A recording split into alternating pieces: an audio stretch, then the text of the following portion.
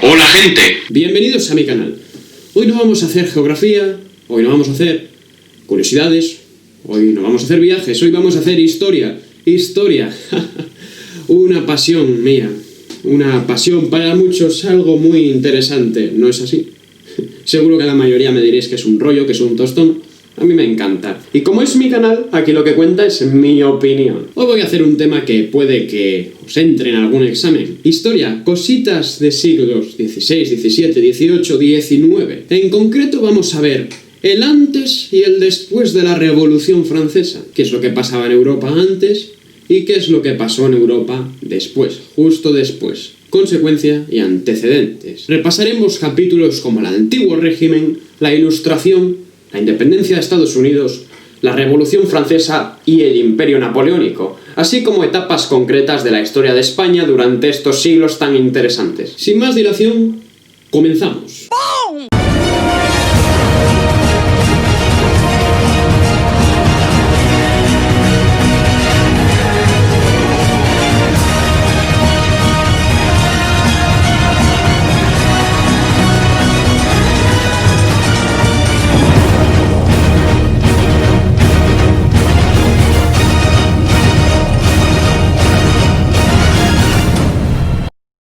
Hola, buenos días. Digamos que la base de este vídeo van a ser las revoluciones burguesas, pero antes de nada hay que comprender qué pasaba en Europa y en el mundo antes de estas revoluciones. Por eso empezaremos por el Antiguo Régimen.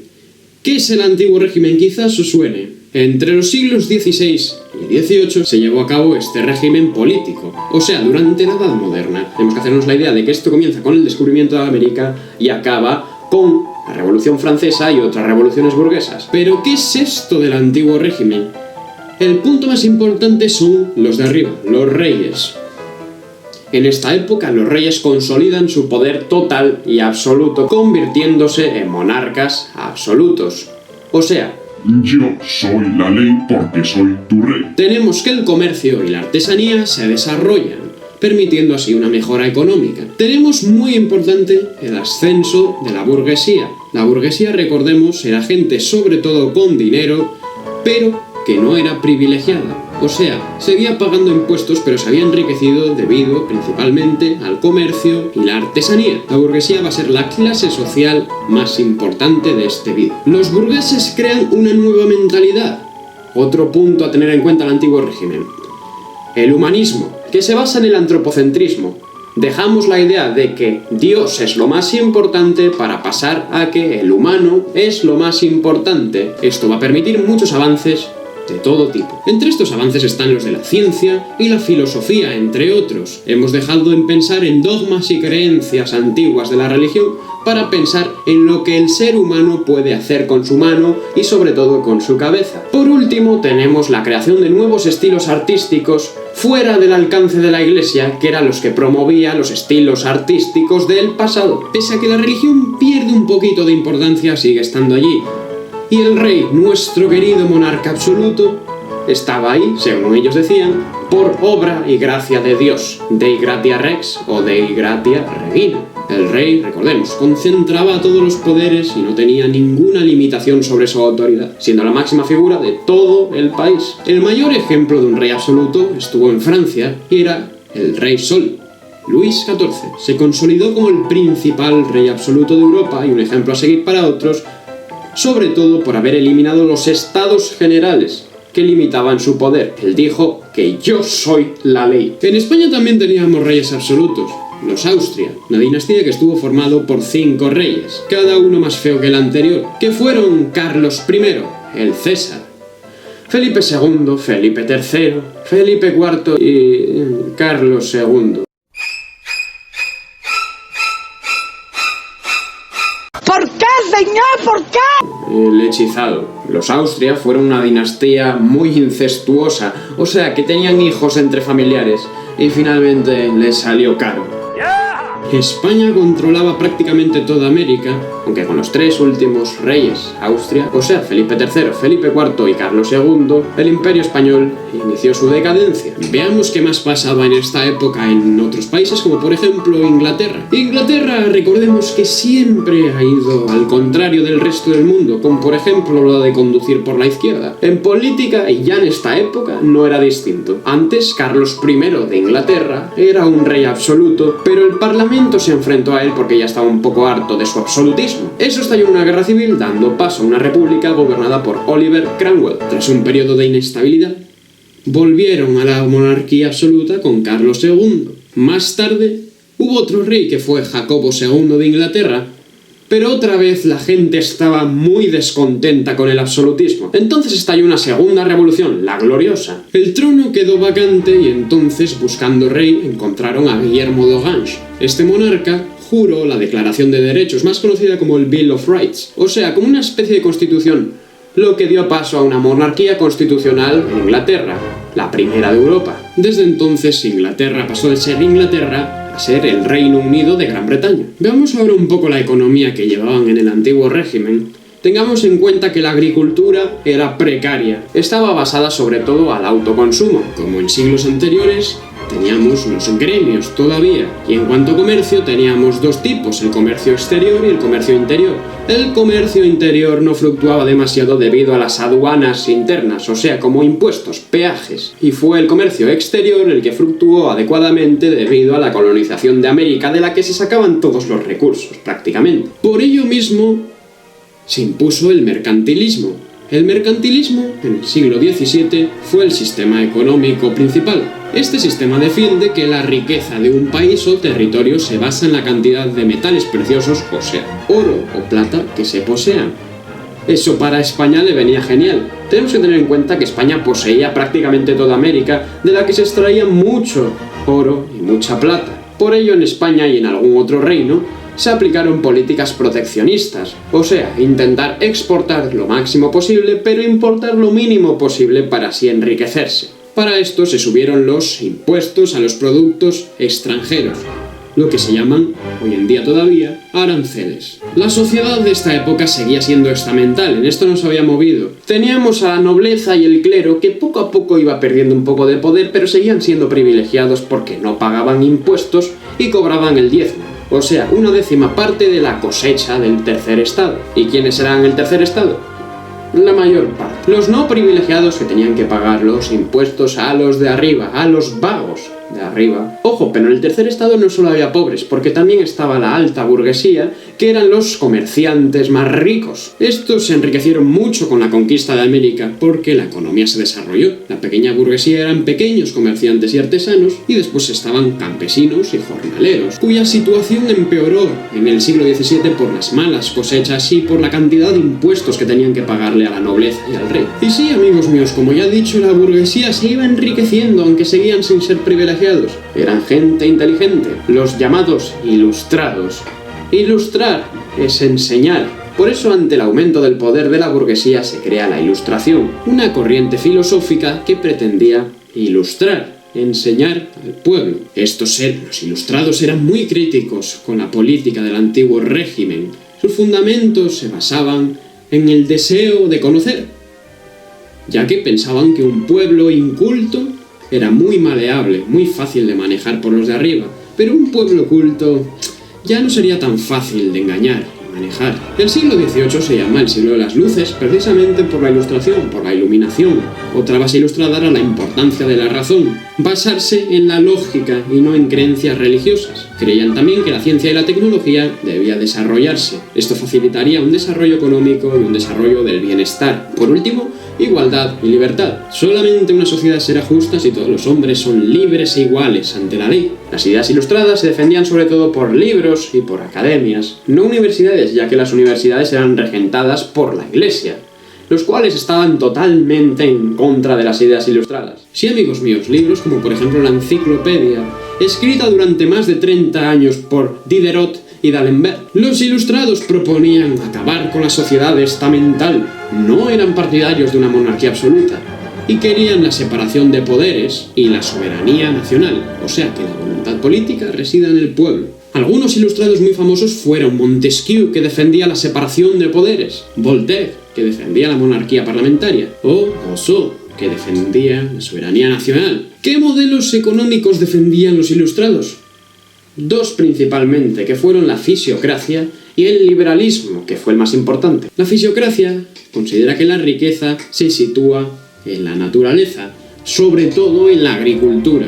Con la fisiocracia se defiende que la agricultura es la principal fuente de riqueza y que todo nace de la tierra, con lo cual la producción artesanal y el comercio son actividades secundarias. Se aplica la política no intervencionista, o sea, que los monarcas y el Estado no deben intervenir en la economía. Lo mismo pasa con el liberalismo, cuyo principio es que el Estado no debe intervenir en la economía y que la iniciativa económica debe ser llevada a cabo por los propios comerciantes o lo que sea. Son necesarias la libertad de producción, o sea, que el empresario sea el que decida cuánto producir, cómo producir, cuánto cuesta lo que produzco. Se necesita la libertad de comercio entre países y la libre competencia. El creador de esta teoría económica, que sigue vigente hoy en día, fue Adam Smith.